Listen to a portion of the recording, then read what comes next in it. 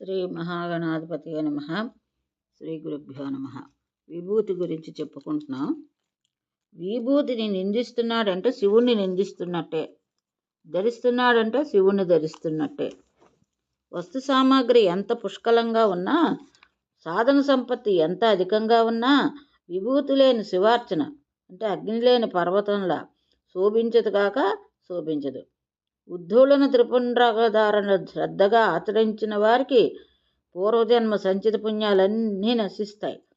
అంటే ఈ ఉద్ధూళన త్రిపుండ్రాలు శ్రద్ధగా పెట్టుకోకపోతే పూర్వజన్మ సంచితాల పుణ్యాలన్నీ నశించేస్తాయి.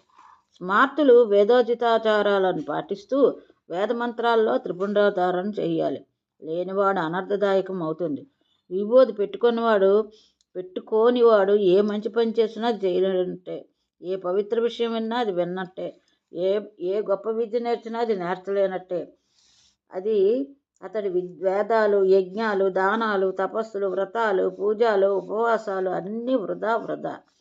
భస్మధారణ చేయకుండా ముక్తి కావాలని కోరుకోవడం విషం తాగినా బతకాలనుకోవడమే. అసలు సృష్టికర్త నొసలు సృష్టించడమే త్రిపుండ్రాకారం కోసం.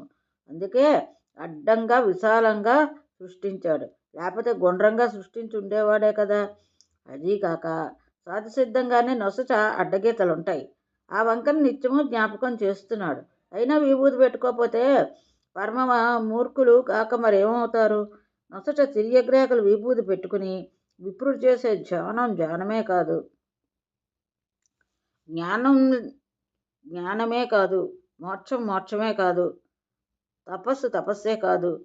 వేదాధ్యయనానికి శూద్రుడు అధికారి కానట్టే త్రిపుండ్రాలని విప్రుడు శివార్చనకు పనికిరాడు.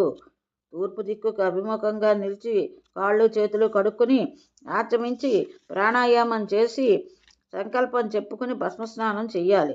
అగ్నిహోత్రం నుంచి పరిశుభ్రమైనటువంటి విభూతి తీసుకుని ఈశాన మంత్రంతో నెత్తి మీద చల్లుకోవాలి. పురుష మంత్రంతో నుసుట దిద్దుకోవాలి. అఘోర మంత్రంతో హృదయం మీద, వామ మంత్రంతో గుహ్య ప్రదేశంలోని, సజ్జోజాత మంత్రంతో కాళ్ళ మీద, ప్రణవోచ్చారణతో సర్వాంగాల్ని అలంకరించుకోవాలి. అటుపైన ఉద్ధూళనం చేసుకోవాలి. దీన్నే ఆగ్నేయక భస్మస్నానం అని అంటారు. ఏ వైదిక కర్మను ఆచరించాలన్నా ప్రారంభంలో ఇది చెయ్యాలి. తర్వాత మళ్ళీ కాళ్ళు చేతులు కడుక్కుని యథావిధిగా ఆచమించి లలాట, హృదయ, కంఠ ప్రదేశాల్లో పంచబ్రహ్మ మంత్రాలతో త్రిపుండ్రాలను ధరించాలి. అప్పటికి కర్మానుష్ఠానానికి కావలసినటువంటి పవిత్రత సిద్ధిస్తుంది. సత్కర్మలు ఫలిస్తాయి, లేకపోతే ఫలించవు. సత్య, శౌచ, జప, హోమ, తీర్థ, దేవపూజాదులన్నీ వ్యర్థమే అవుతాయి. రుద్రాక్షలు, త్రిపుండ్రాలు ధరించినటువంటి విప్రుడు దురిత, రోగ, దుర్భిక్ష, తస్కర భయాదులన్నీ తొలగించుకోగలుగుతాడు. అపునర్భవంగా బ్రహ్మత్వాన్ని పొందుతాడు. పంక్తిపావనుడు అవుతాడు. దేవ, విప్ర పూజ్యుడవుతాడు. శ్రాద్ధ, యజ్ఞ, జప, హోమ, వైశ్యదేవ సురార్చనలతో విభూతి ధరించిన వాడు పుణ్యాత్ముడు, మృత్యుంజయుడు. ఇక ఈ విభూతి మహిమ గురించి చెప్పుకుందాం. నారద, ఈ భస్మధారణ మహత్యం ఎంత చెప్పినా తరగదు. ఇంకా ఉంది, విను. ఇప్పటికి జాబితాలోకి ఎక్కిన పాతకాల కాక ఇంకా మహాపాపాలు ఏవైనా ఉంటే అవి కూడా నశిస్తాయి. భస్మోద్ధోళిన భస్మధారణతో అనడం ముమ్మాటికి సత్యం అన్నమాట. ఇది యతీశ్వరులకు జ్ఞానాన్ని, వానప్రస్థులకు విరక్తిని, గృహస్థులకు ధర్మవృద్ధిని, బ్రహ్మచారులకు సాధ్యశక్తిని, శూద్రులకు పుణ్యాన్ని, ఇతరులకు పాపక్షయాన్ని అపారంగా కలిగిస్తుంది భస్మధారణ. సర్వభూత రక్షణ కోసం విభూతిని ధరించాలనే ఉద్ధోళన చేసుకోవాలని వేదం చెప్తోంది. ఇది యజ్ఞంతో అన్ని విధాలా సరిసమానం అవుతోంది. మహేశ్వరులకు ఇది చిహ్నం, సర్వులకు విజ్ఞానప్రదం అని పేర్కొంటోంది. బ్రహ్మ, విష్ణు, మహేశ్వరులు వారి అంశ అవతారాలు, ఇంద్రాది దేవతలు, వరుణాది దిక్పాలకులు, సరస్వతి, లక్ష్మి, పార్వతి వారి అంశదేవీమూర్తులు, సచీ ప్రముఖ సకల దేవకాంతలు, యక్ష, రాక్షస, గంధర్వ, సిద్ధ, సాధ్య, విద్యాధరాది సమస్త జాతుల వారు, మునులు, ఋషులు, యోగులు, తపస్సులు, చతుర్వర్ణాల వారు, శంకర జాతుల వారు, అపభ్రంశులు, వారు వీరు అని తేడా లేకుండా అందరూ భస్మధూళన భస్మధారణలు చేసిన వారే, చేస్తున్నవారే, చెయ్యవలసిన వారే. శిష్టులు అంటే వీరే, ఇంకెవ్వరూ కాదు. ఒక్క మాటలో దీని మహత్యం చెప్పాలంటే శివలింగంలాగా, చింతామణిలాగా, పంచాక్షరి మంత్రంలాగా ఈ విభూది అనేది మోక్షలక్ష్మిని వశీకరించుకునే దివ్య ఔషధం. విభూదిని ధరిస్తే మూర్ఖుడా పండితుడా అనే ప్రశ్న లేదు. అతడికి భోజనం పెట్టాలి. అతడు భుజిస్తే పార్వతీ పరమేశ్వరుడు వచ్చి భుజించినట్టే విభూది ధరించిన వారు అన్నమాట.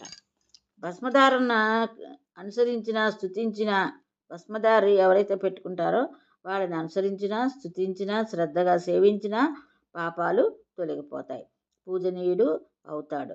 త్రిపుండ్రధారికి భిక్ష వేస్తే సర్వవేదాలు చదివినంత, సకల సత్కర్మలు అనుష్ఠించినంత పుణ్యం వస్తుంది.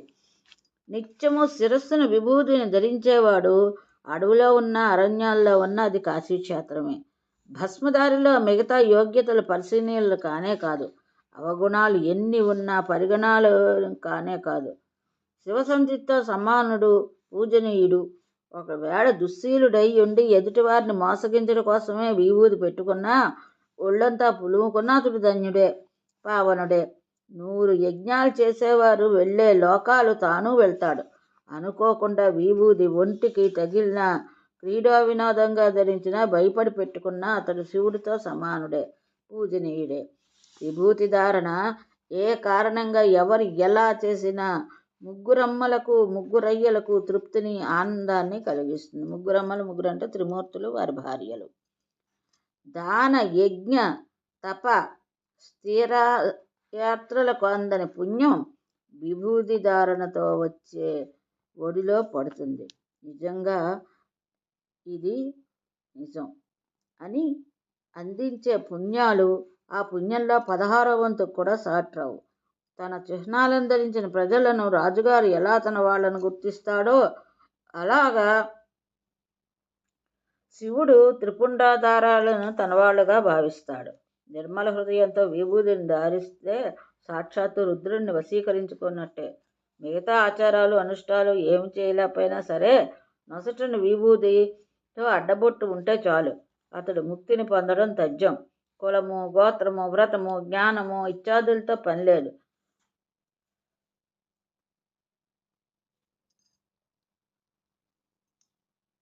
పరీక్ష లేదు.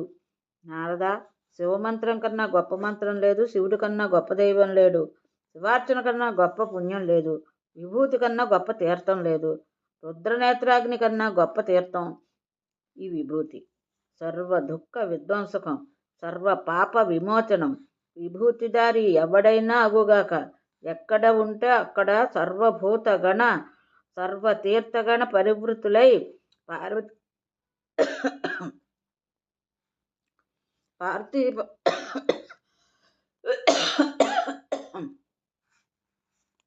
పార్వతీ పరమేశ్వరులై ఉంటారు.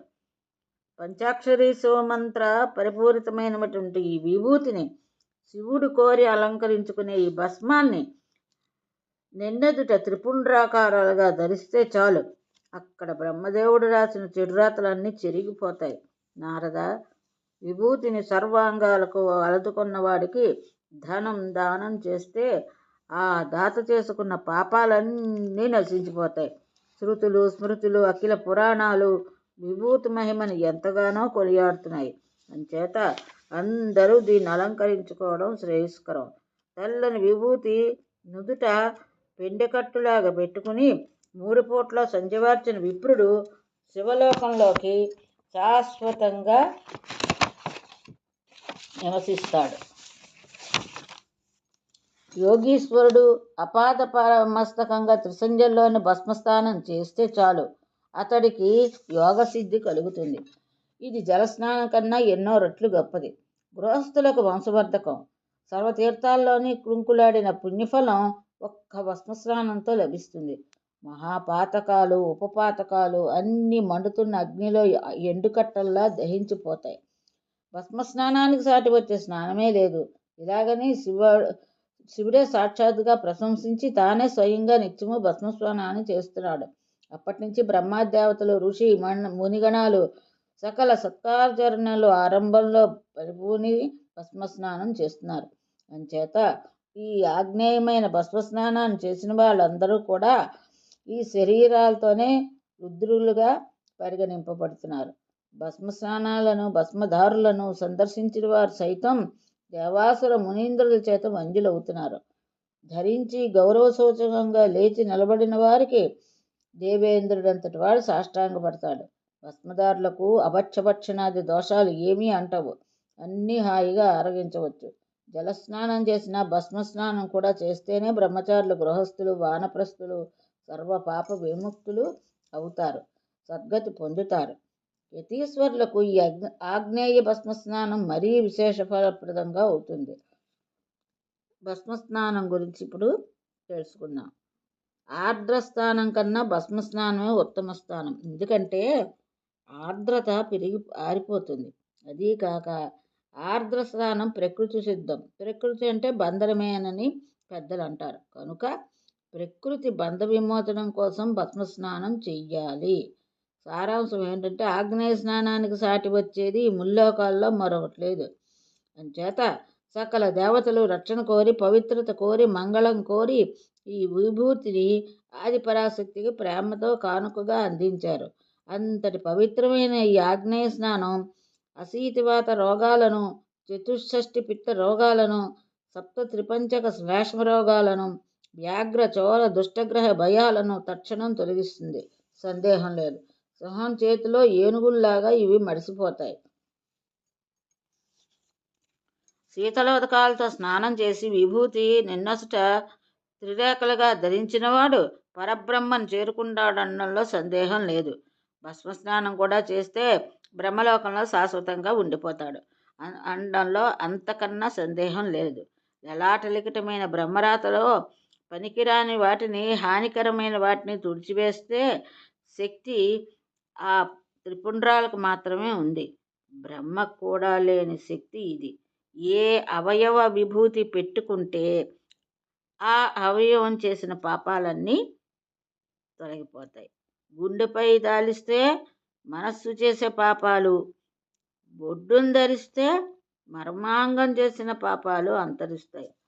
కుడి ఎడమ పార్శ్వభాగాల్లో ధరిస్తే పరకాంత లింగనాది దోషాలు నశిస్తాయి. అంచేత శరీరంలో ఎక్కడ దాల్చినా శ్రేయస్కరమే. 3 రేఖలుగా ధరిస్తే త్రిమూర్తులను ధరించినట్లే, త్రిగుణాలను ధరించినట్లే, త్రిలోకాలను ధరించినట్టే. ఒళ్ళంతా బూడిద పులుముకున్నవాడు సర్వపాప విముక్తుడై సరాసరి మోక్షం పొందుతాడు. ఇతడినే ఆత్మనిష్ఠుడు అంటారు. భస్మ దిగ్ధస్వరాంగుడు, భస్మ దీప్త త్రిపుండ్రాకుండు, భస్మ సాయి అయిన పురుషుణ్ణి భస్మనిష్ఠుడు అంటాడు.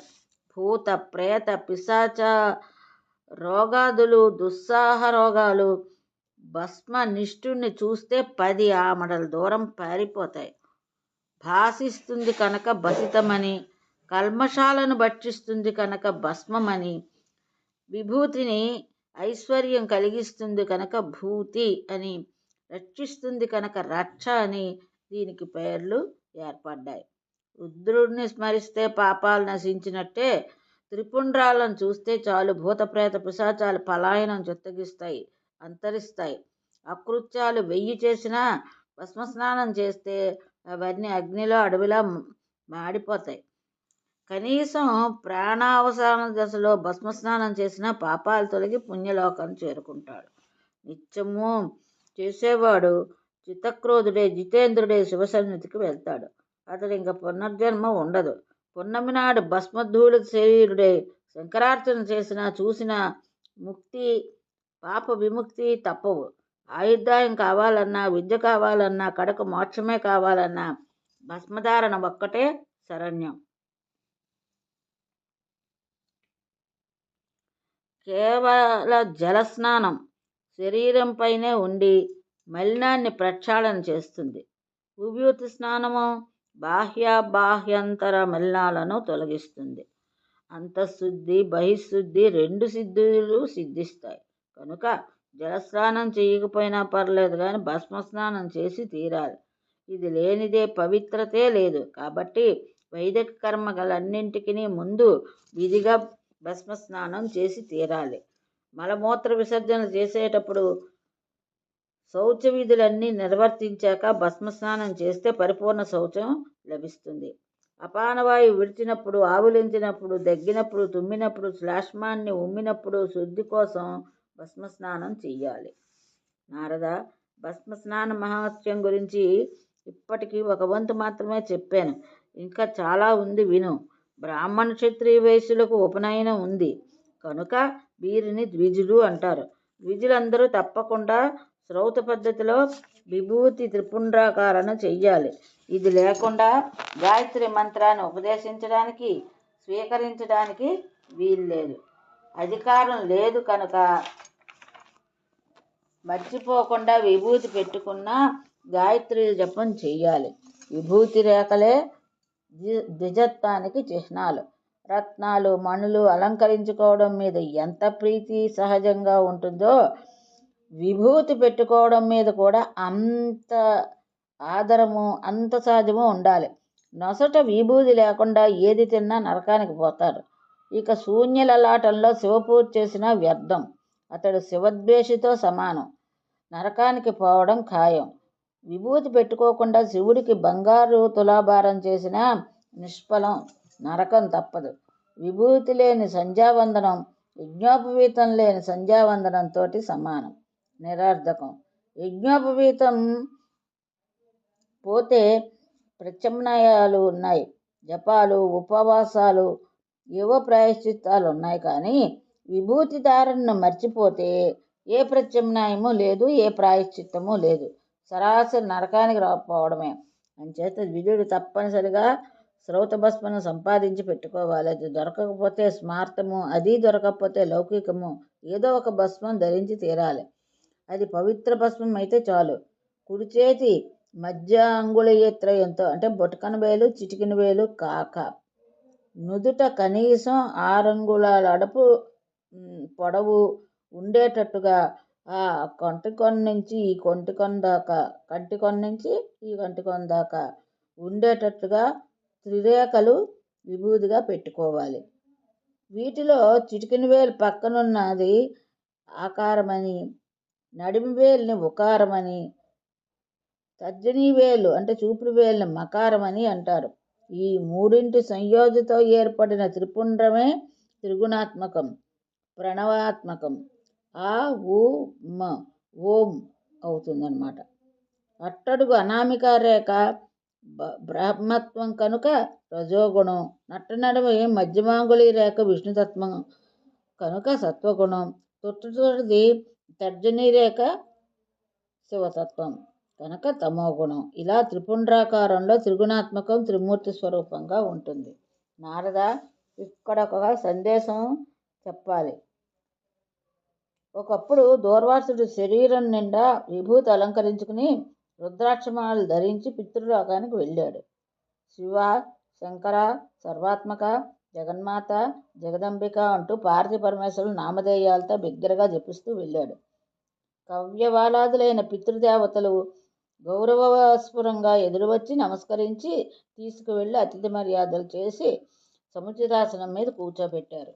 కుశల ప్రశ్నలతో, కథలతో, కబుర్లతో చాలాసేపు గడిపారు. అంతలోకి సమీపంలో ఉన్న కుంభీపాక నరకం నుంచి ఆర్తనాదాలు, ఆహాకారాలు హృదయ విదారకంగా వినిపించాయి. దూర్వాసుడి మనసు కలతపడింది. ఎవరివి ఈ అరుపులు, ఎక్కడి నుంచి వస్తున్నాయని ఆత్రంగా ప్రశ్నించాడు. మునీశ్వర, ఇక్కడ చేరువలో యమలోకం ఉంది, సంయమ్నీపురం అంటారు దాన్ని. అక్కడ పాపాత్మలను శిక్షించడానికి యముడు ఉన్నాడు. అతడు ఆధీనంలో 1000 మంది యమదూతలు ఉన్నారు. నల్లగా, బలిష్టంగా, భయంకరంగా ఉంటారు. ఈ యమలోకంలో 86 నరక కూపాలున్నాయి. వాటిలో కల్లా కుంభీపాకం అనే కూపం అత్యంత భయంకరం. పాపులన్నిందరినీ తెచ్చి అందులో పడవేసి యమదూతలు ఘోరంగా శిక్షిస్తారు. ఆ యాతన వర్ణనాతీతం. 100 ఏళ్ళు వర్ణించినా తరగదు. శివద్రోహులు, దేవీ నిందకులు, విష్ణుద్రోహులు, వేదనిందకులు, సూర్య గణేశాది దేవనిందకులు, కామాచారులు, మాతృ పితృ గురు జ్యేష్ఠ భాతృ పురాణ స్మృతి నిందాకులు, ఇంకా ఇలాంటి పాపాలు చేసిన వారు, ధర్మం తప్పిన వారు కుంభీపాక కుండంలో పడి యమదూతలు పెట్టే బాధలు భరించలేక కుయ్యో మొర్రోమని దిక్కులు పగిలేలా అరిచి రోధిస్తూ ఉంటారు. శ్రవణదారమైన ఈ ఆహాకారాలు మేము రోజూ వింటూనే ఉంటాం. వీటిని ఒక్కసారి వింటే చాలు ఎవరికైనా వైరాగ్యం పుడుతుంది అని పితృదేవతలు వివరించారు. వెంటనే దూర్వాసుడు చటుక్కున లేచాడు. గబగబా నడుచుకుంటూ అదేమిటో చూద్దామని ఆ నరకోపం దగ్గరికి వెళ్ళాడు. గట్టును నిలిచి తలవంచి కోపంలోకి చూశాడు. అంతే, ఆహాకారాలు మాయమైపోయాయి. బహ్వాకారాలు మిన్నుమిట్టాయి. ఆ కూపంలో ఉన్నవారు కేరింతలు కొడుతున్నారు, ఆడుతున్నారు, పాడుతున్నారు. పట్టరాని సుఖమేదో అనుభవించినట్టుగా పరస్పరం ఆనందం పంచుకుంటున్నారు. మృదంగ వీణ మృదు డక్కా దుందుబులు మోగిస్తూ చిందులు తొక్కుతున్నారు. స్వర్గాది సుఖం కంటే ఇదే కాబోలనిపించింది. వసంతవల్లి పుష్పగంధాలు, సుఖ సోరి కాపికా కలాపాలు విజృంభించాయి. మునీశ్వరుడు విన్నది వేరు, ఇప్పుడు కన్నది వేరు. ఆశ్చర్యంలో మునిగిపోయాడు. యమదూతలకు ఇదంతా చాలా వింతగా విడ్డూరంగా కనిపించింది. జరగరానిదేదో జరిగిపోయిందని కలవరపడ్డారు. పరుగు పరుగున వెళ్ళి అధినాయకుడైన యమధర్మరాజుకి విన్నవించారు. మహారాజా, ఇదేదో విడ్డూరంగా ఉంది. కుంభీపాకంలో మహాపాపులు స్వర్గ సౌఖ్యాలు అనుభవిస్తున్నారు. కారణం ఏమిటో అంతుపట్టడం లేదు. ఆశ్చర్యం పట్టలేక నీకు విన్నవించుకుంటున్నాం అన్నారు. ఇది ఈరోజు భాగవతం. ఇంతటితో స్వస్తి.